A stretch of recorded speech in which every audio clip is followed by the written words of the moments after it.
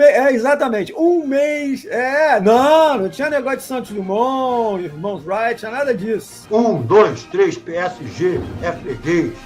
1, 2, 3, PSG, é freguês. E aí, quem que o Sérgio Noronha falou, Eduardo? Aí entra o Sérgio Noronha. Lembra o Sérgio Noronha? Aquele que levou uma dentada.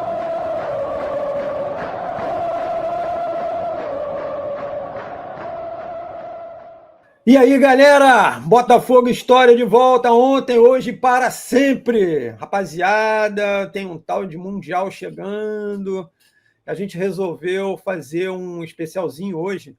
Eu não estou cantando o hino nacional, não, tá, galera? Isso aqui, tive um problema ontem. Tal de luxação no ombro. Fui correr para pegar um negócio que eu tinha deixado, dei uma tropeçada. Na língua portuguesa também chama-se estabaco. E aí, para não bater com o rosto, meti a mão na frente, uma luxação. Enfim, aí tem aquela famosa mão no peito aqui para guardar. Bom, mas enfim.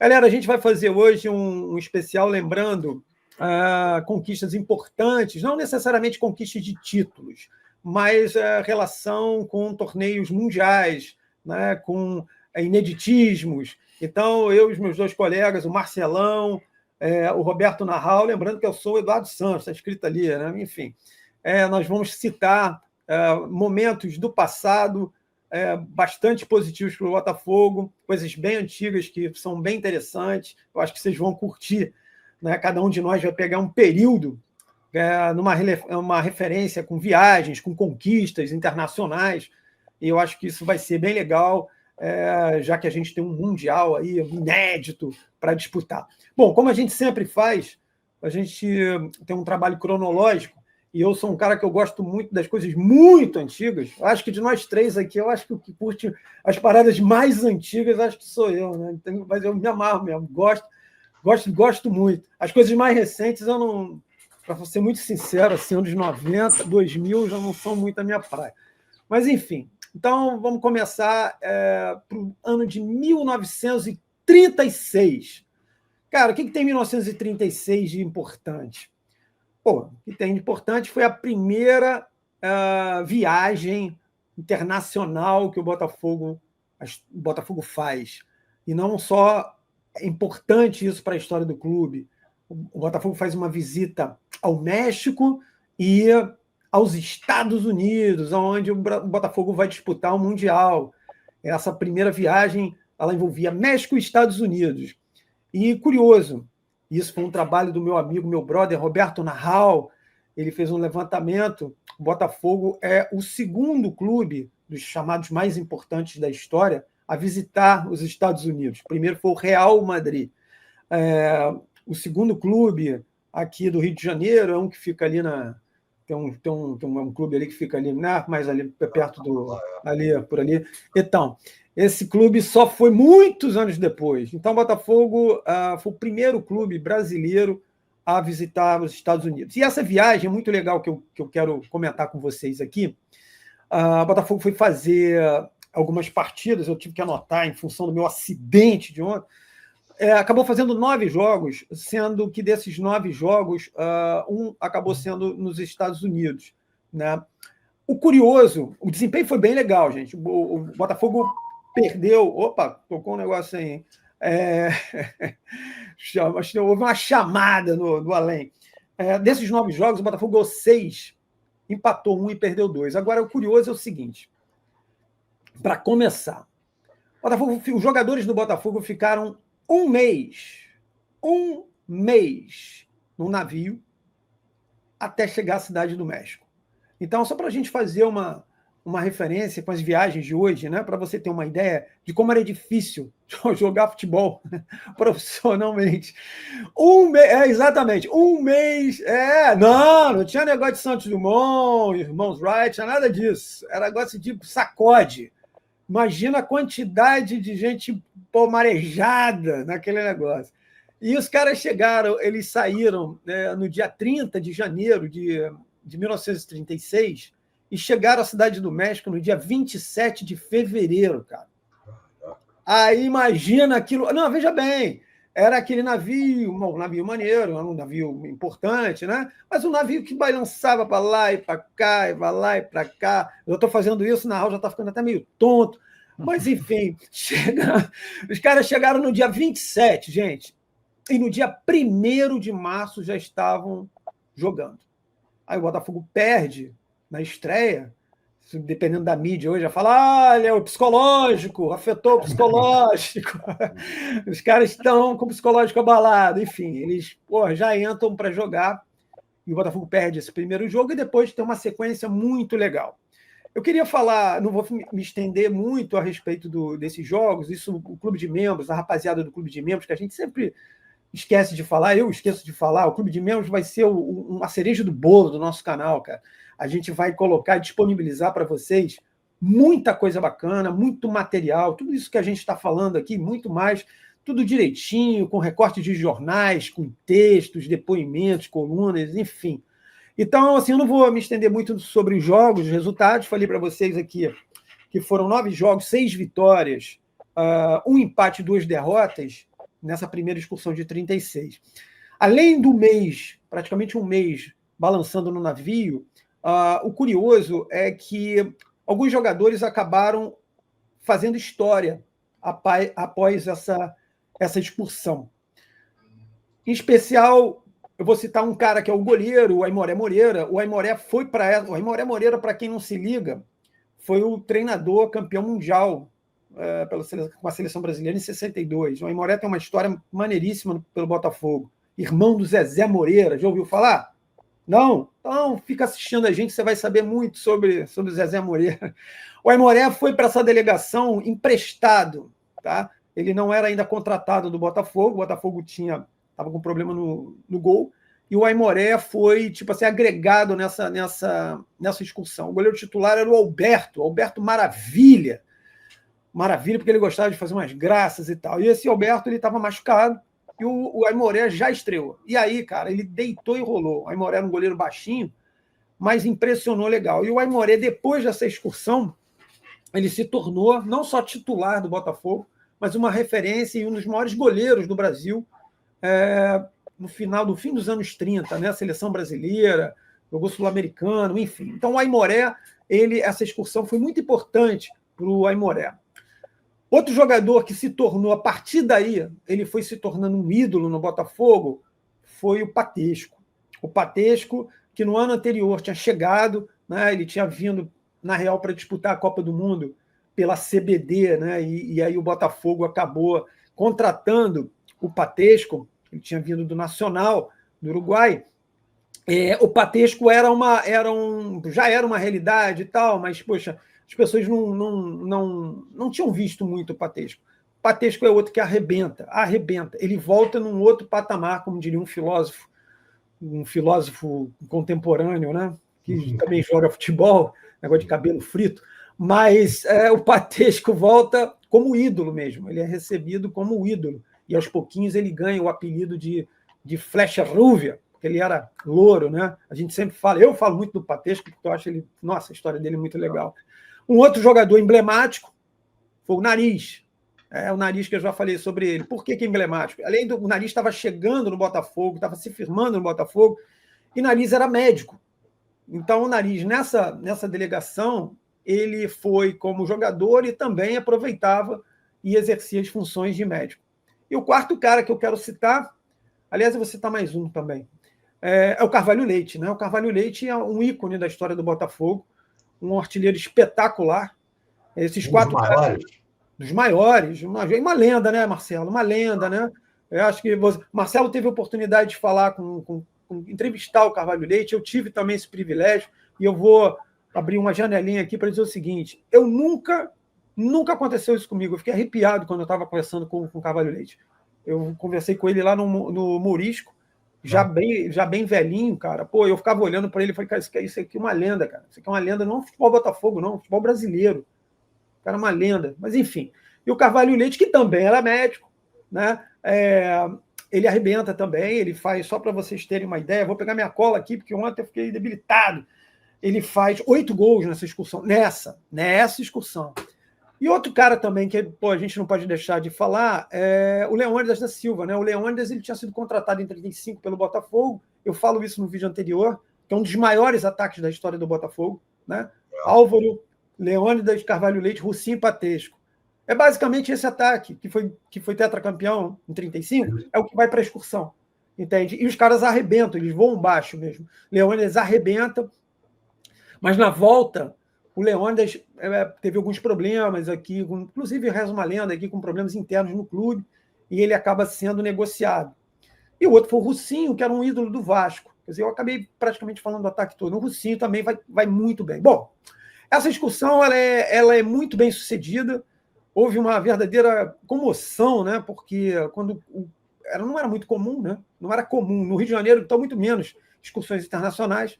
Então, quando os jogadores eles retornam, a delegação retorna, ela retorna sendo ovacionada, né? Os caras adoram e fazem uma festa danada.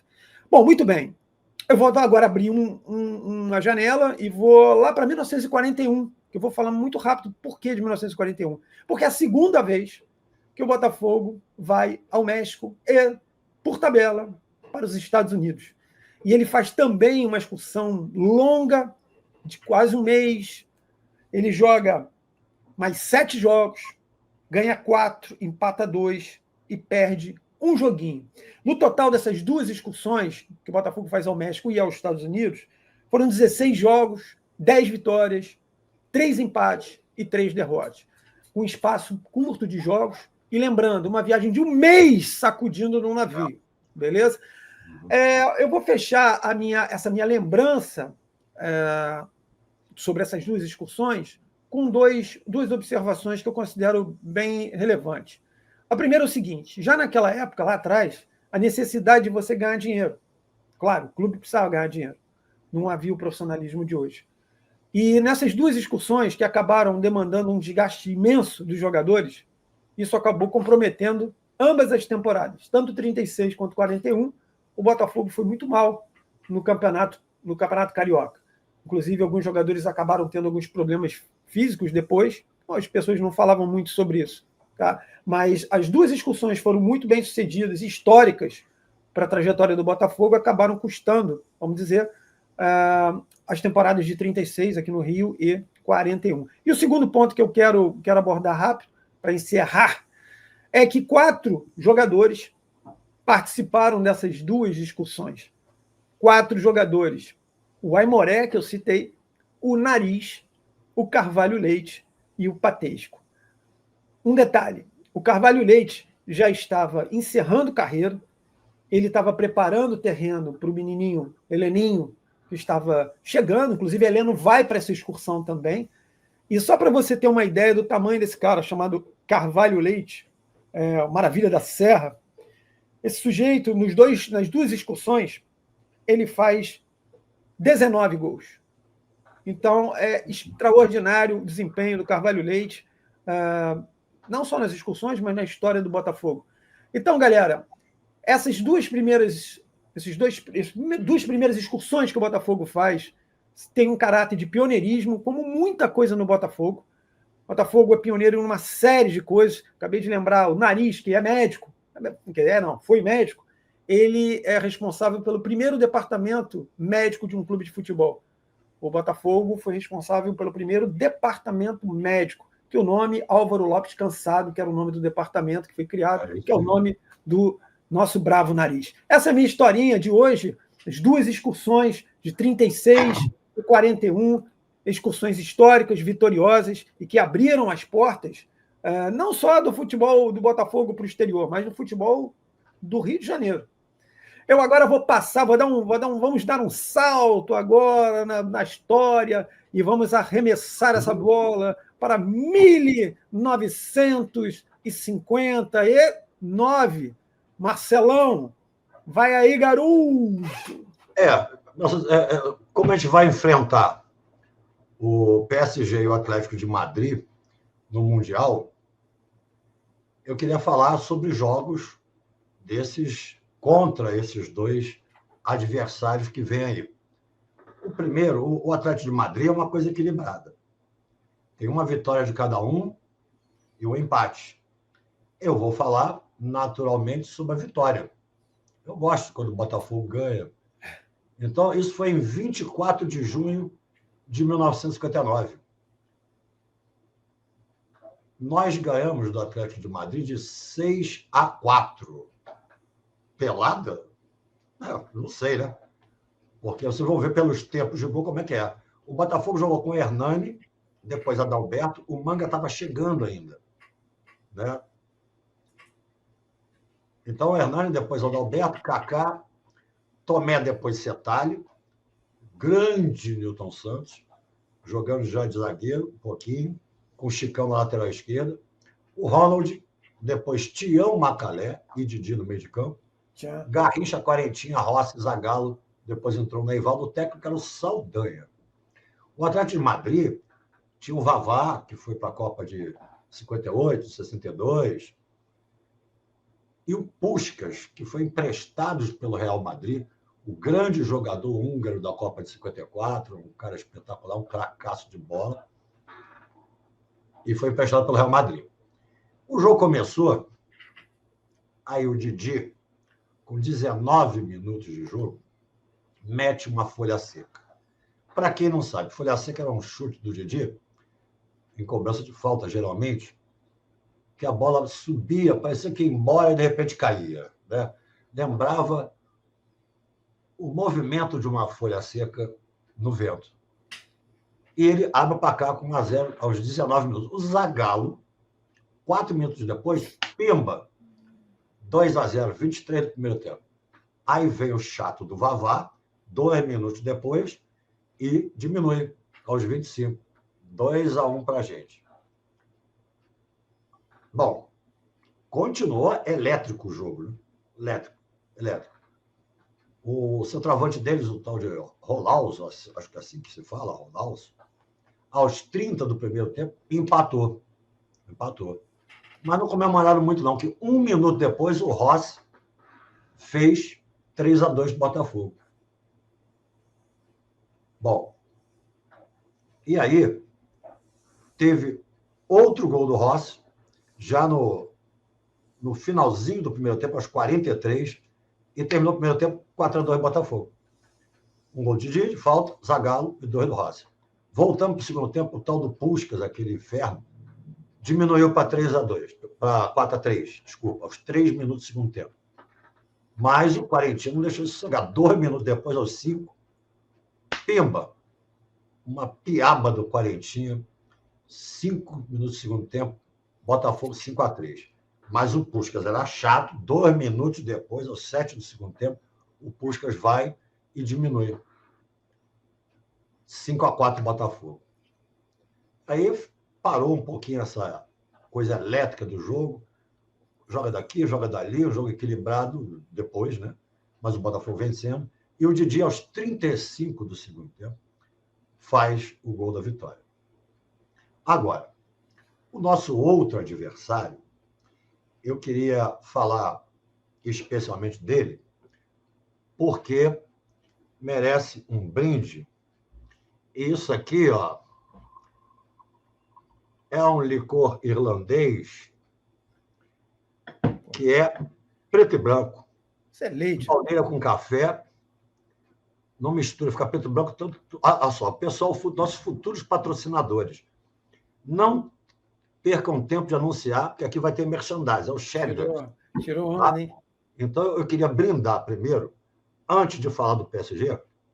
Isso. Ih, rapaz. Um licorzinho preto e branco. Boa! Para falar para vocês o seguinte. 1, 2, 3, PSG, é freguês. 1, 2, 3, PSG, é freguês. Que beleza. O que o licor não faz com a pessoa, né?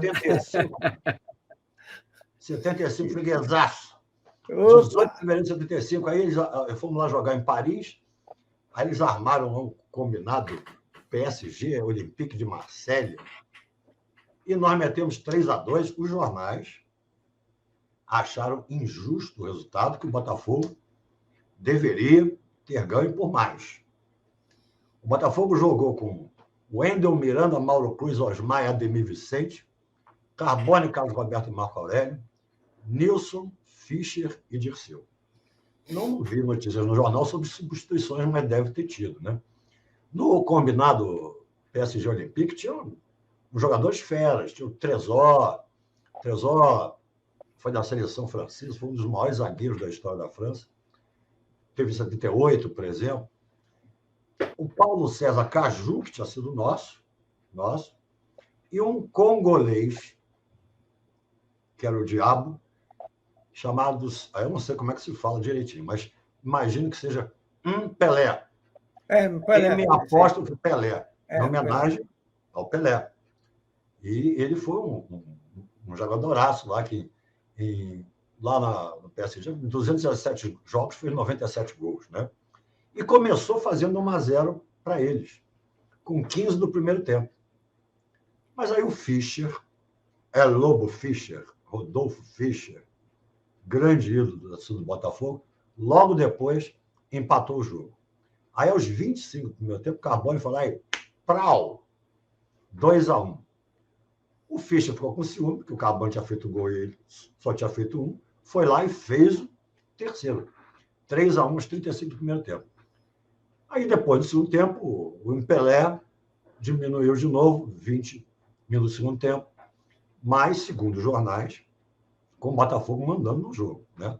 Então, essa injustiça de ganharmos do PSG apenas de 3-2 aconteceu em 75. Claro que eles tinham reforços do Olympique de Marseille, etc., mas nós ganhamos. Aí chega, dia 6 de agosto de 84, o Botafogo vai disputar um torneio em Genebra. Aqueles torneios que tem 2 jogos, os vencedores vão para a final, direto, e o nosso adversário foi o PSG. 6 de agosto de 1984. O Botafogo um jejum de título. E o Botafogo foi lá dentro, com Paulo César, Josimar, Oswaldo, Paulo Guilherme, Wagner Pepeta, Ademir Bigodinho, Ataíde Berg, Robertinho, Baltazar e Elinho. O jornal diz que Elton, o Luizinho, entrou e o Ondino também, mas não diz no lugar de quem. Tá? E o PSG já tinha um time bom pra caramba. Tinha o Fernandes, que foi da seleção de 84, que ganhou a Eurocopa, a França foi campeã europeia, e também jogou em 86. O Rochetot, que foi da Copa de 82, foi campeão da Europa em 84, e também jogou em 86. Esses dois, Fernandes e Rochetot, eliminaram o Brasil na Copa de 86, um jogo lá que eu não me lembro o nome dele, mas perdeu um pênalti no tempo normal lá, e a gente empatou, foi para a prorrogação, perdemos nos pênaltis. Tá? Além desses dois, Fernandes e Rochetot, o PSG tinha o Sucic, que foi o maior jogador bósnio, na época na Iugoslávia, né? De todos os tempos. E até aquele momento, havia sido, ou pouco depois até, havia sido, naquela época, o segundo maior ídolo do PSG. Atrás apenas do Raí, que veio depois, né? Então, esse Sucic, por 4 minutos do primeiro tempo, fez 1-0. Ih, olha o PSG aí. Baltazar, o Baltinho de Deus, uma paulada de fora da área, aos 15 do primeiro, empatou. Aí os caras ficaram meio assim, né? E será que dá? Será que não dá? Pimba, Baltazar aos 19, 4 minutos depois.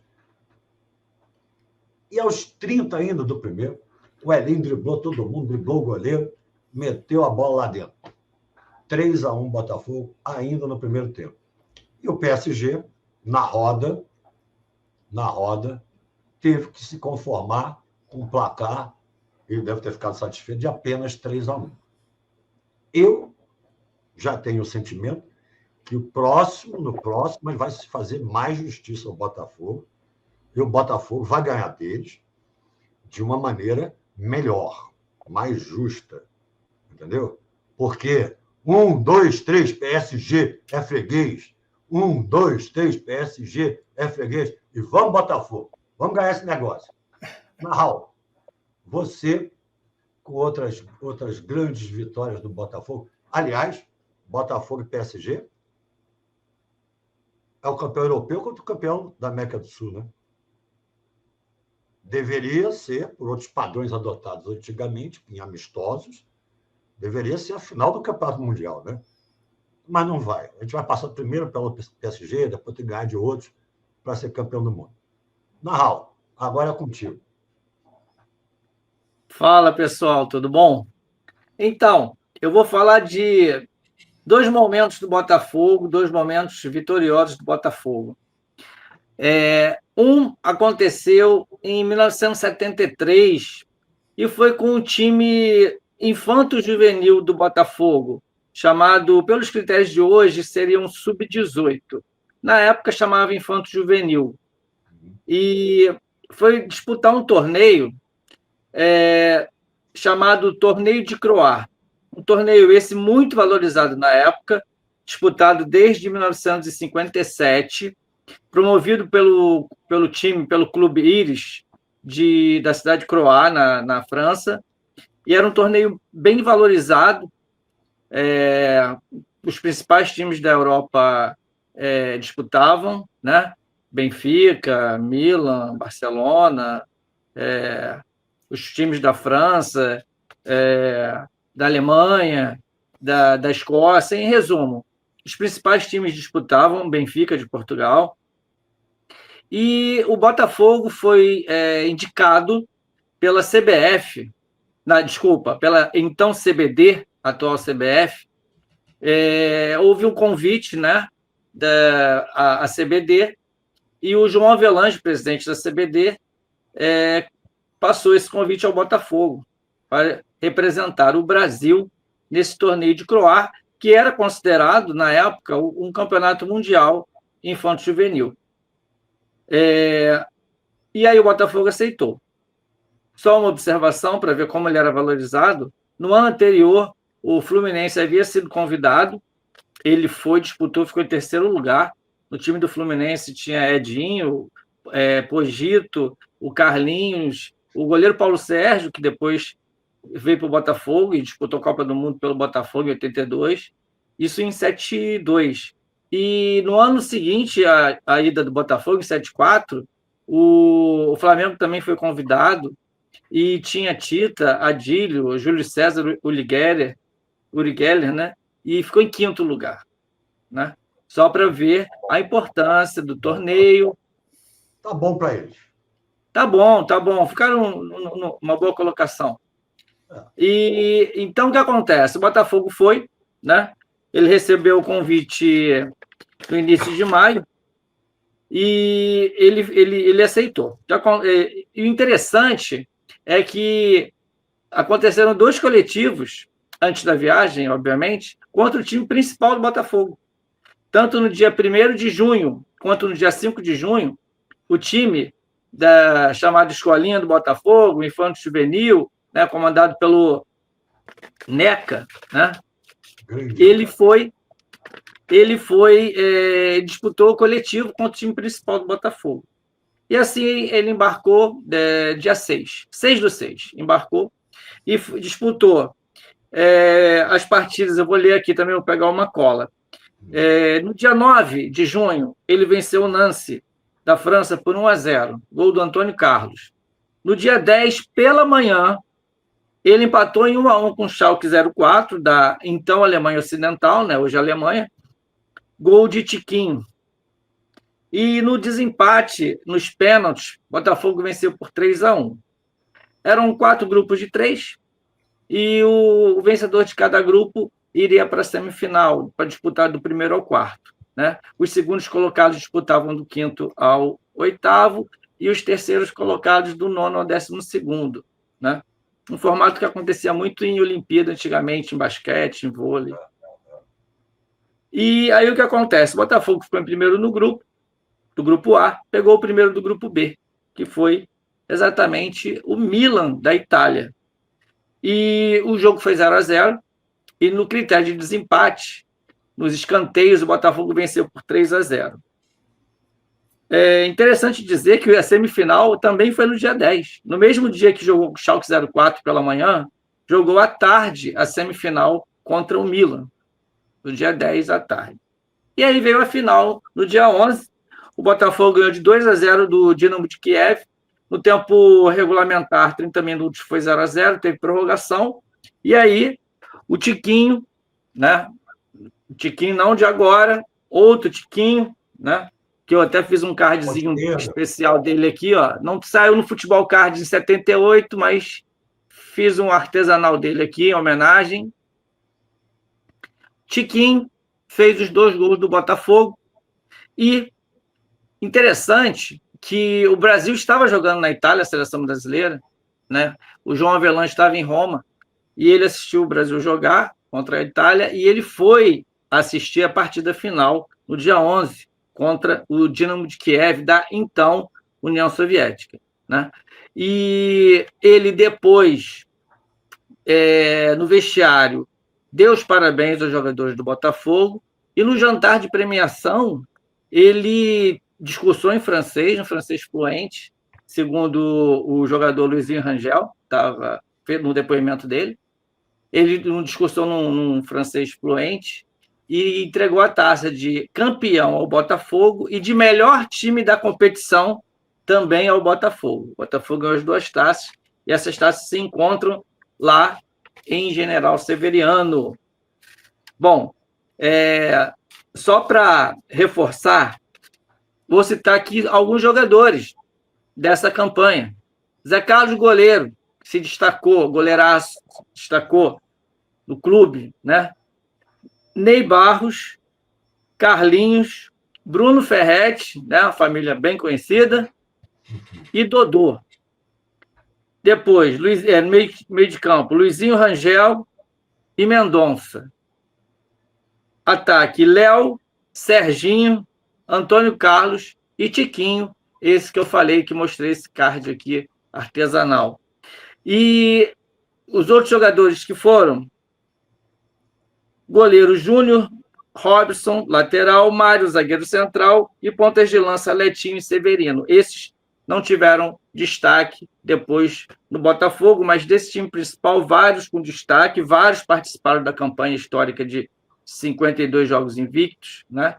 E atuaram no time principal, e muitos deles defendendo seleções amadoras do Brasil, Pan-Americano, em Olimpíada, né? Bom, e qual é a outra excursão do Botafogo, na outra campanha vitoriosa? É em 1996. O Botafogo era o campeão brasileiro de 1995, né? Disputou a Libertadores de 96, mas isso também abriu portas para convites dos torneios de pré-temporada.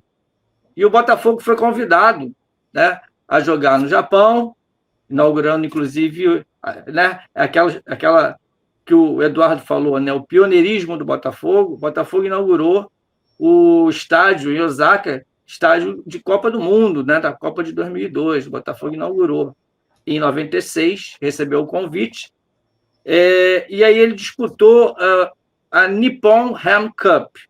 Ele jogou contra o Cerezo Osaka, que era campeão da Copa do Imperador, e ele venceu de 3-1 de virada, tá? O público de 25 mil pessoas e 25.078 pagantes na inauguração do estádio. E depois dessa partida no Japão, onde o Botafogo conquistou essa taça, Nippon Ham Cup, né, um jogo único, o Botafogo foi para a Rússia e lá disputou, né, o torneio que é President of Alanya. Muitos sites na internet colocam o presidente da Rússia, mas o nome correto do torneio é President of Alanya Cup, quer dizer, Copa President of Alanya. E Alanya é o nome do time, do time que promoveu o torneio, né? Que é de uma cidade que também tem um nome difícil de falar, Vladikavkaz. É o nome da cidade. O torneio foi nessa cidade. E o Alanya, ele era o campeão russo de 95. Também participaram o Auxerre da França, que nada mais era que o campeão francês de 95, 96. E o Valência da Espanha, que também era o quê? O vice-campeão espanhol, ficando na frente de Barcelona, de Real Madrid. Naquele ano, o campeão foi o Atlético de Madrid. Então, assim, só timaço, né? Só time competitivo, né? O campeão da Rússia, o campeão da França, o vice-campeão espanhol. E o Botafogo disputou esse torneio e ele venceu o Auxerre por 3-1 e ele foi para a final. O jogo com o Auxerre foi 3 de agosto e a final foi no dia 4. Ele empatou com o Valência em 1-1 e venceu nos pênaltis. Então, é a segunda conquista em 96, nessa excursão, agora já na Europa, né? Botafogo conquista essa Copa, né? Presidente of Alanya. E aí parte para La Coruña, onde foi disputar um torneio tradicional, torneio esse que é disputado desde 1946, com inúmeros formatos, apenas 2 clubes, de partida única, depois 4 clubes, passou a 2 clubes de novo, já chegou a ser até triangular. Mas quando o Botafogo disputou pela segunda vez o torneio, em 96, já havia disputado em 59, havia perdido para o Santos, partida única, e agora, em 96, ele disputou, então, esse torneio com 4 times, né, com semifinal e final. E o Botafogo, esse torneio, né, só também com times fortes.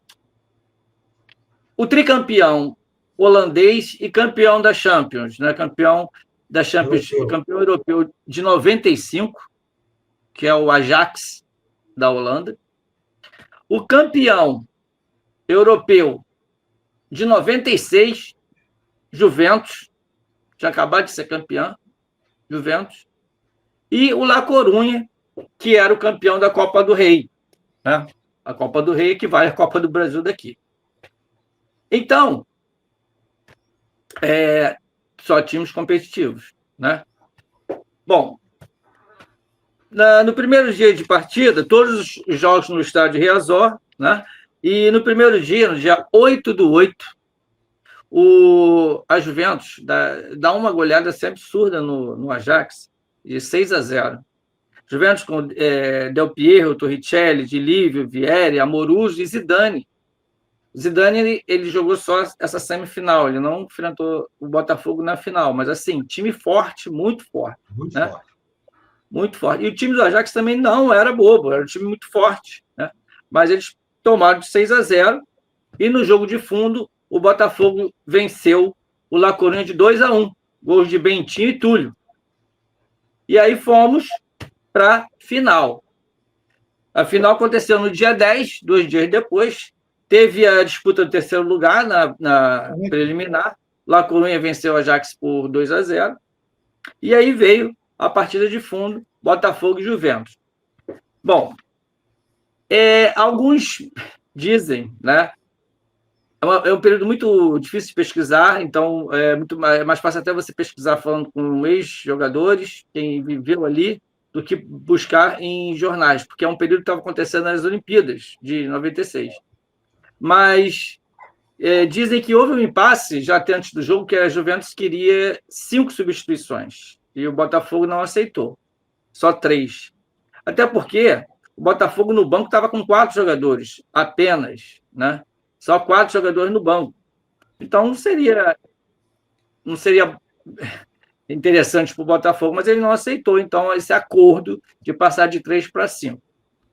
Bom, o Botafogo entrou com a camisa preta, zebrada aqui, que era aquela camisa de 95, que chegou a usar também...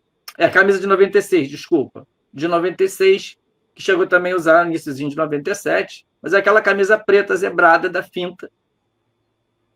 E a Juventus entrou listado preto e branco.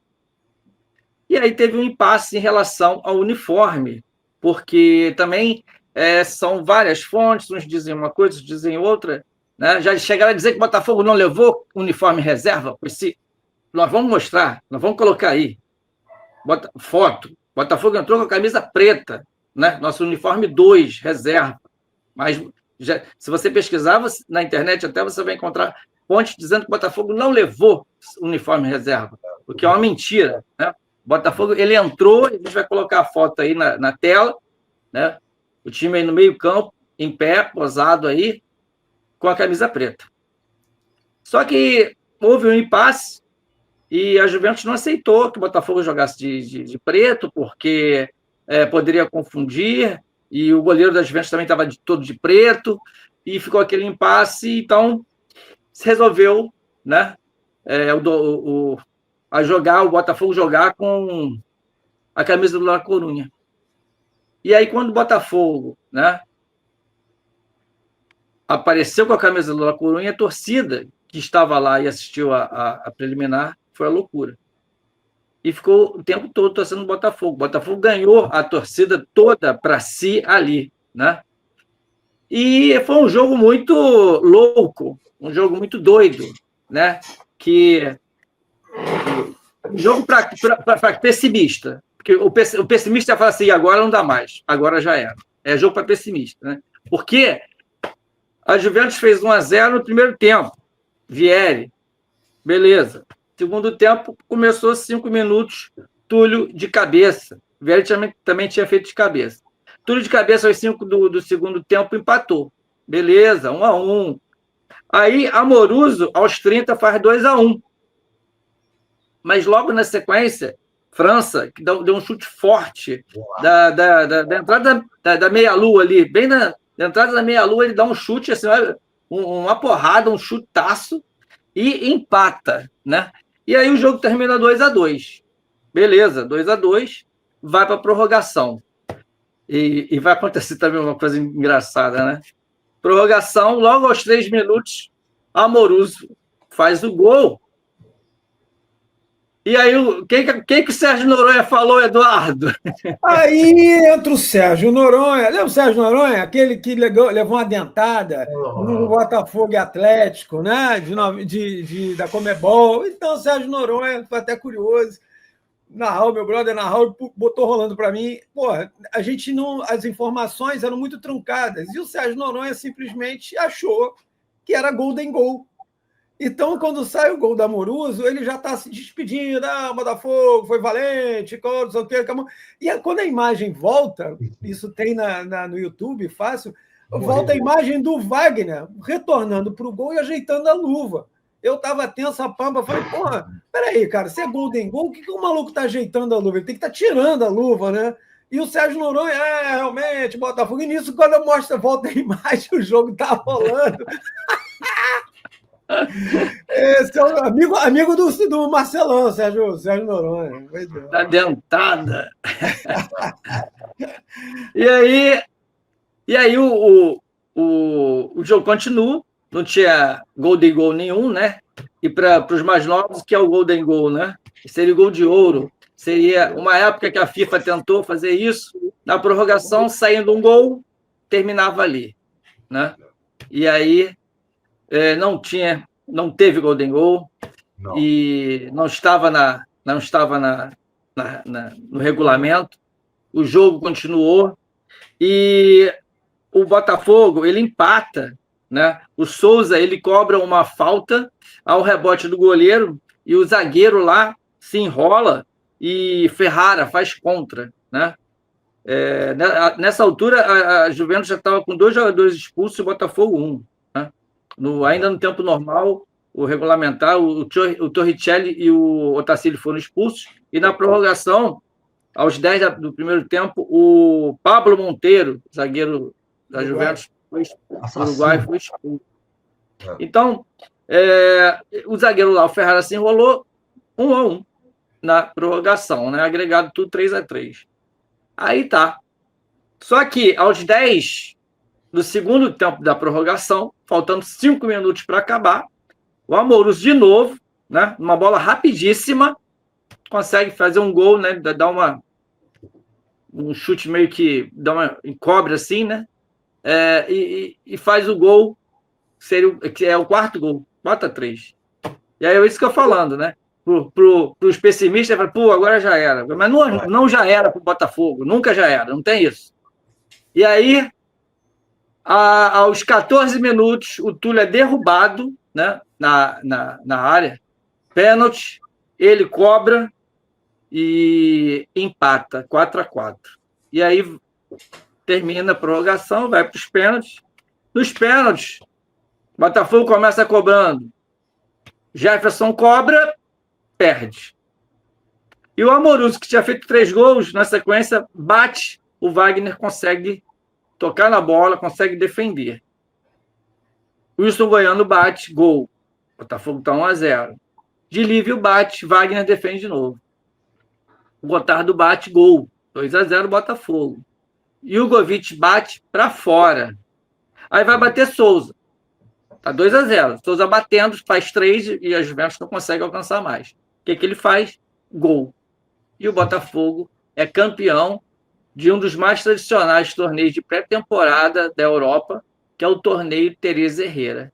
Então, numa tacada só, numa viagem só, o Botafogo chega com Nippon Ham Cup,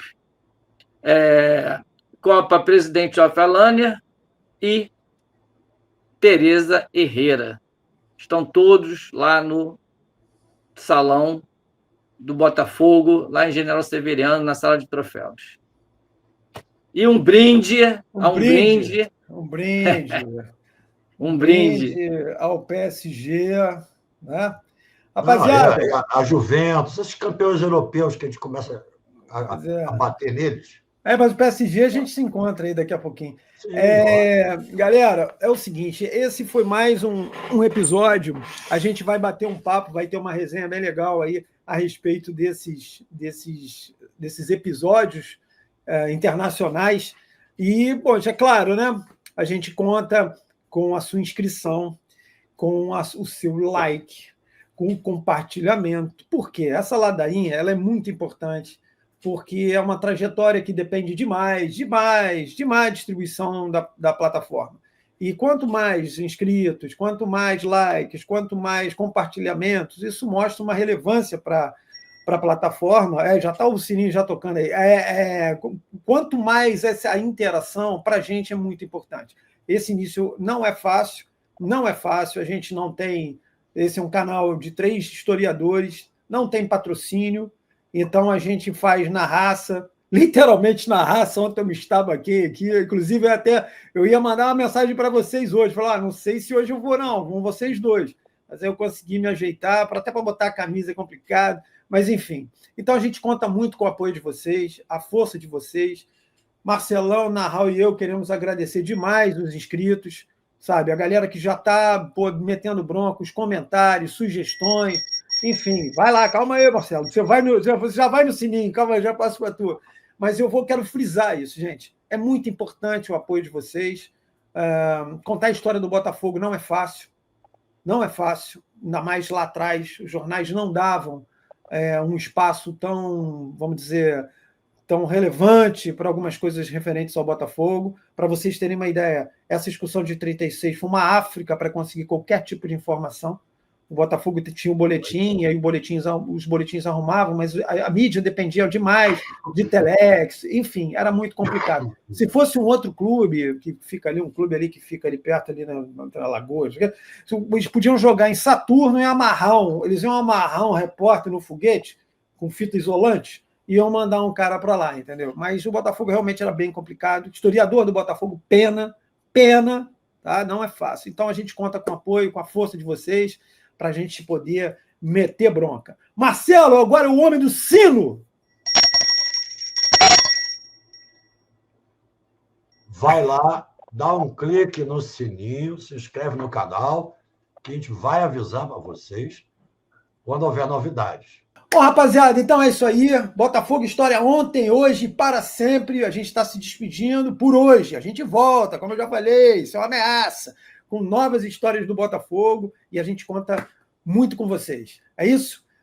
Valeu, galera. Até a próxima. Aquele like esperto, aquele sininho do Marcelo, e se inscreve no canal. Até a próxima. Tamo junto. Fiquem bem, se cuidem.